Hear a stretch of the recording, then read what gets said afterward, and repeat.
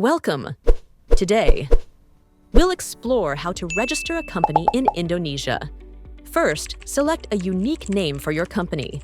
Ensure it's not already in use.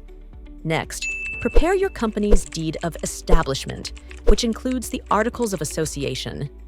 Submit your deed of establishment to the Ministry of Law and Human Rights for approval. Obtain a domicile letter from your local district office to confirm your business address. Register your company with the local tax office to obtain a tax identification number, or NPWP.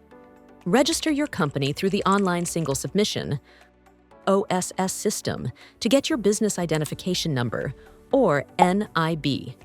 Depending on your business activities, apply for the necessary licenses and permits through the OSS system. With all your documents in order, open a corporate bank account to manage your company's finances. Congratulations! You're now ready to start your business journey in Indonesia.